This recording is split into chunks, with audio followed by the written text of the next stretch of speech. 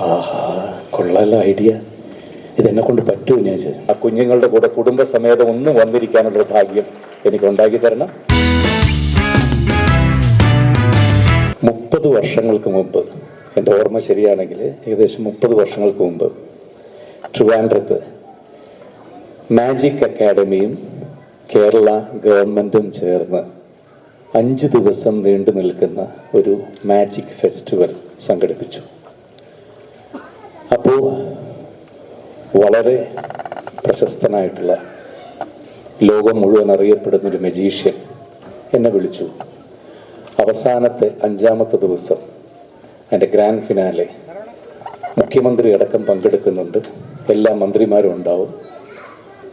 സ്റ്റേജിൽ വെച്ച് നമുക്ക് രണ്ടുപേർക്കും കൂടി ഒരു പ്രോഗ്രാം ചെയ്യാമെന്ന് പറഞ്ഞ് എന്നെ വിളിച്ചു. അപ്പം ഞാൻ ചോദിച്ചു, ഞാൻ എന്ത് ചെയ്യാനാണ്? അതൊക്കെ പറഞ്ഞുതരാം. സ്റ്റേജിലൊരു പെട്ടി ഉണ്ടാവും. ആ പെട്ടിക്കകത്ത് മുഖ്യമന്ത്രിയും മറ്റ് മന്ത്രിമാരെല്ലാം കൂടി എന്നെ കെട്ടി ചാക്കിലാക്കി ആ പെട്ടിക്കകത്ത് അടയ്ക്കും. എന്നിട്ട് ഏകദേശം ഒരു 10-15 വലിയ വലിയ പൂട്ടുകളിട്ട് പൂട്ടും. കുറച്ച് കഴിഞ്ഞാൽ പെട്ടി തുറക്കുമ്പോൾ അതിനകത്ത് നിന്ന് ജയറാം പുറത്തേക്ക് വരും, ഞാൻ ഓഡിയൻസിൻ്റെ അകത്തുനിന്ന് പുറത്തേക്ക് വരും. ആഹാ, കൊള്ളാല ഐഡിയ. ഇതെന്നെ കൊണ്ട് പറ്റുമോ? ഞാൻ ചോദിച്ചു. ഉറപ്പായിട്ട്. തലേ ദിവസം ഒന്ന് വന്നാൽ മതി എന്ന് പറഞ്ഞു. അങ്ങനെ തലേ ദിവസം നിശാഗന്ധി ഓഡിറ്റോറിയത്തിൻ്റെ പുറം ഭാഗത്ത് ഞാൻ രാത്രി ചെന്നു. ചെറിയൊരു ഷോർട്ട്സും ഒരു ടീഷർട്ടും മാത്രമാണ് ഇട്ടിരുന്നത്. ഇത് മാജിക് എന്ന് പറയുന്നത് വേറെ വിസ്മയമല്ല, നമ്മളൊരു മാൻമെയ്ഡാണ്. ഒരു മനുഷ്യൻ നമ്മളുടെ കണ്ണുകളെ ഒരു സെക്കൻഡ് ബ്ലാങ്ക് ആക്കി കളയുന്ന ഒന്നാണ്. അത് അദ്ദേഹത്തിൻ്റെ കഴിവ്. അപ്പോൾ അതെങ്ങനെയാണ് അതിൻ്റെ ട്രിക്ക്, അതൊന്നും ഞാൻ പറയുന്നില്ല, അതൊന്നും നമ്മൾ റിവീൽ ചെയ്യാൻ പാടില്ല. പക്ഷേ ഒരു പെട്ടിക്കകത്ത് അദ്ദേഹം കയറി ആ പെട്ടി അടയ്ക്കുന്ന സമയത്ത് അദ്ദേഹം അകത്ത് വരികയും അദ്ദേഹം പുറത്തേക്ക് വരികയും അതേ ടൈമിൽ ഞാൻ അകത്ത് പോവുകയും വേണം. ഈ ഒരു സെക്കൻഡിൽ നടക്കേണ്ട ഒരു കാര്യമാണ്. അത് തലേ ദിവസം പെട്ടെന്ന് പോയി ഒരു വിധത്തിൽ ഒപ്പിച്ചെടുത്തു. അതിൻ്റെ ഏറ്റവും വലിയതെന്ന് വെച്ചാൽ എനിക്ക് 6 അടി പൊക്കമുണ്ട്. പെട്ടി ഇത്ര ഉണ്ടാവും. ഒരു ഗർഭത്തിൽ കിടക്കുന്ന ഒരു കുട്ടിയില്ലേ, അതേപോലെ വളഞ്ഞ് ചുരുണ്ടാണ് ഞാൻ അതിനകത്ത് കയറിയത്. എങ്ങനെ കയറിയെന്നറിയില്ല. തലേ ദിവസം പെട്ടെന്ന് കയറി പെട്ടെന്ന് ഇറങ്ങിയപ്പോൾ അത് എന്തോ പോസിബിൾ ആണെന്ന് തോന്നി. ശരി, ഓക്കെ എന്ന് പറഞ്ഞു. അടുത്ത ദിവസം വെൽ ഡ്രസ്ഡ് ആയിട്ടൊക്കെ പോയി. ഇതിനകത്തൊരു സെക്കൻഡ് കൊണ്ട് കയറണം. തലേ ദിവസം വെറും സെക്കൻഡ്സ് മാത്രമാണ് ഞാൻ അതിനകത്ത് ഇരുന്നത്. അടുത്ത ദിവസം സ്റ്റേജിൽ വെച്ച് ഞാൻ ഇതിനകത്ത് കയറിപ്പറ്റി. പക്ഷെ അത് കഴിഞ്ഞിട്ടാണ് ഈ 10 പൂട്ടുകൾ ഇട്ടത് പൂട്ടുന്നൊരു സമയം ഓരോ മന്ത്രിമാരായിട്ട് കയറി വരും. എനിക്ക് ശ്വാസം മുട്ടി തുടങ്ങി. ഇതിനകത്ത് കിടക്കാൻ പറ്റുന്നില്ല. നിലവിളിച്ചാൽ പോലും പുറത്ത് കേൾക്കില്ല. പെട്ടിയുടെ ഒരു വലിപ്പം എത്രയും ഉണ്ടായിട്ട് ഞാൻ വിചാരിച്ചു ചത്തു ഇതിനകത്ത് കിടന്നു. സത്യമാണ് പറയുന്നത്. മരണം ഇങ്ങനെ കുറച്ചായിട്ട് എൻ്റെ മുമ്പിലേക്ക് വന്നുകൂടി. കാരണം ഇതൊരു 5 മിനിറ്റായി 6 മിനിറ്റ്, തലേ ദിവസം മറ്റേ സെക്കൻഡ്സ് കയറി പുറത്തേക്ക് വന്നതാണ്. ഇതെല്ലാം കഴിഞ്ഞ് ഞാൻ ചത്തു എന്ന് വിചാരിച്ചിരിക്കുന്ന സമയത്താണ് മുഖ്യമന്ത്രിയെ സ്റ്റേജിലേക്ക് വിളിക്കുന്നത്. ബഹുമാനപ്പെട്ട മുഖ്യമന്ത്രി സ്റ്റേജിലേക്ക് വരുന്നു.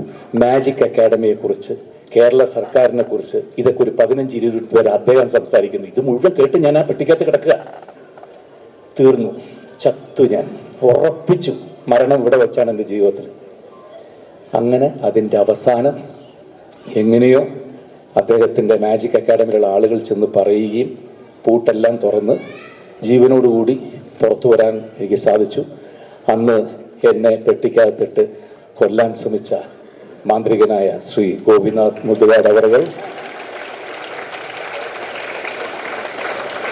അതിനുശേഷം അദ്ദേഹം വളർന്ന് ലോകോത്തര നിലവാരത്തിലെത്തി.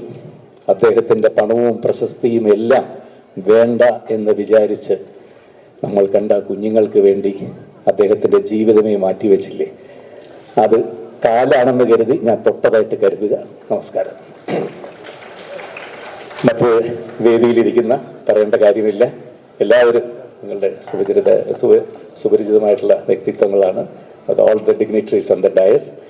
എന്തായാലും ഇന്നത്തെ ഈ ദിവസം ജീവിതത്തിൽ ഏറ്റവും കൂടുതൽ ഓർമ്മയിൽ തങ്ങി നിൽക്കുന്ന, അല്ലെങ്കിൽ ഏറ്റവും കൂടുതൽ സന്തോഷിക്കുന്ന ദിവസങ്ങളിലൊന്നാണ്. എന്തുകൊണ്ടാണ് ശ്രീ മുതുകാട് ഇത്രയും കാലം എന്നെ അങ്ങോട്ടേക്ക് ക്ഷണിക്കാത്തതെന്നുള്ളത് ഞാൻ കുറേ നേരമായിട്ട് അവിടെ നിന്ന് ആലോചിക്കുകയായിരുന്നു.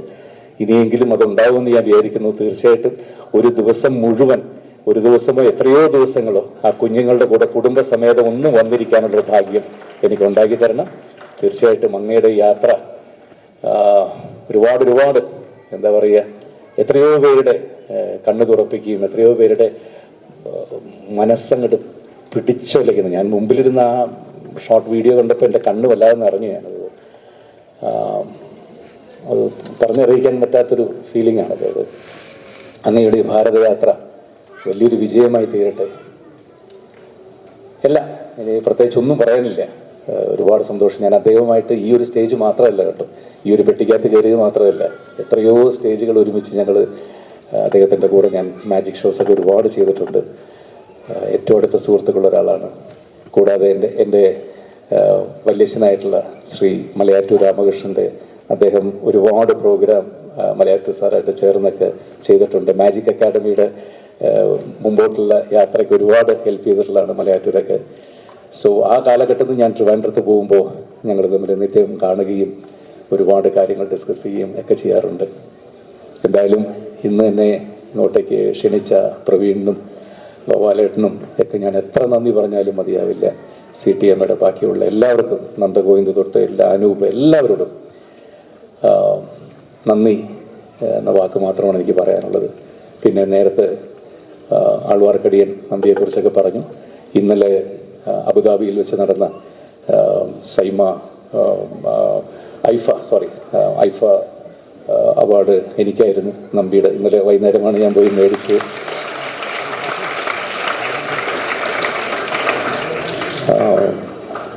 ഒരുപാട് സന്തോഷം.